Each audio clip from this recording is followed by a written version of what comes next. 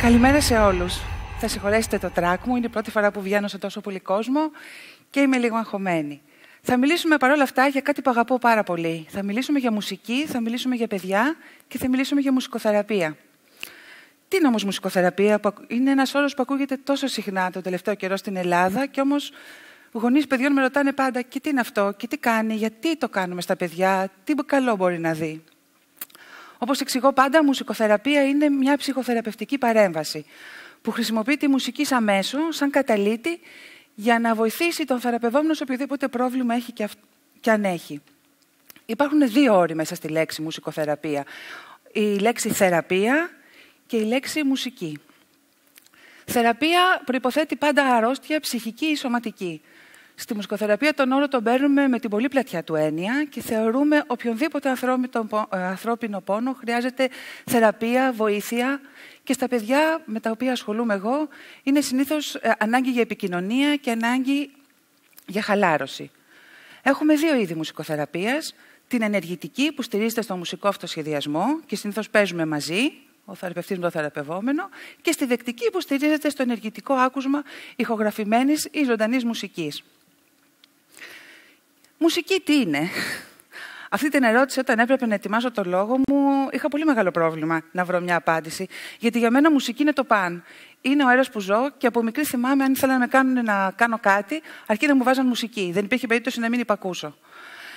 Μουσική είναι και αυτό που κάνουμε τώρα εδώ. Αν σκεφτείτε έχει ρυθμό, έχει μελωδία, έχει πάνω απ' όλα ψυχή και καρδιά.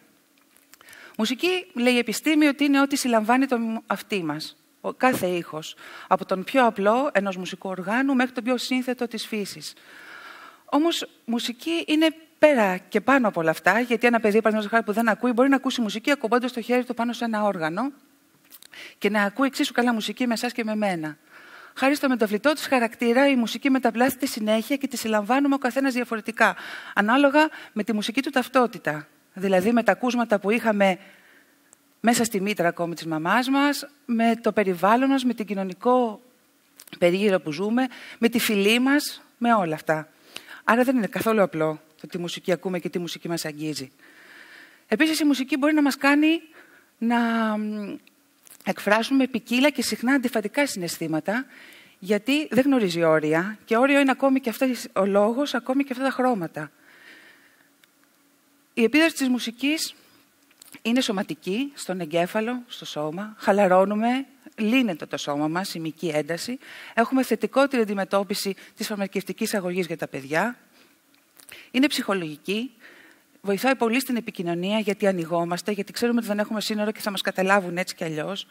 Εκτονώνουμε το συναίσθημά μας και βελτιώνουμε τις διαπροσωπικές μας σχέσεις. Αν σκεφτείτε ότι όλοι είμαστε μουσικά όντα, σκεφτείτε το πρωταρχικό μας άκουσμα ποιο είναι? Τα 72 χτυπήματα ανά λεπτό που αντιστοιχεί στο χτύπο της καρδιάς της μαμάς μας. Μέσα στη μήτρα, ο πρώτος διαδικός ρυθμός, 1-2, ένας ρυθμός πάνω στον οποίο βασίζονται όλα τα παιδικά τραγούδια. Και όταν με ρωτάνε καμιά φορά γιατί η μουσική του Μότσαρτ συγκινεί τόσο πολύ τα παιδιά και τα ηρεμεί, αρκεί να σκεφτούμε ότι είναι γραμμένη σε ρυθμό αντάντε, τα αργά κομμάτια τουλάχιστον, ο οποίος αντιστοιχεί στα 72 χτυπήματα ανά λεπτό. Στην ΕΛΕΠΑΠ βρέθηκε το 2006. Η ΕΛΕΠΑΠ είναι η Ελληνική Εταιρεία Προστασίας και Αποκαταστάσεως Αναπήρων Προσώπων και ιδρύθηκε το 1937 και μέσα στα ολιστικά της θεραπευτικά προγράμματα αγκαλιάζει παιδιά με εγκεφαλική παράλυση, με σπαστικότητα, διπληγία, τετραπληγία και συνοδά σύνδρομα.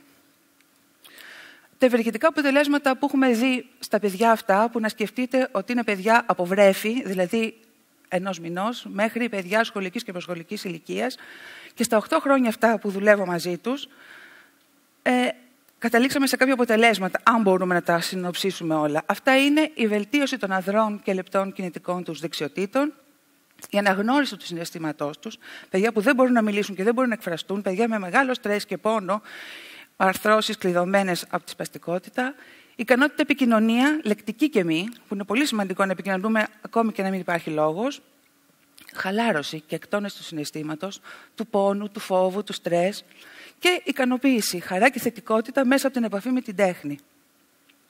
Για μένα αυτό είναι το σημαντικότερο από όλα όσα συμβαίνουν μπροστά στα μάτια μου και μέσα στην καρδιά μου με τα παιδιά μου.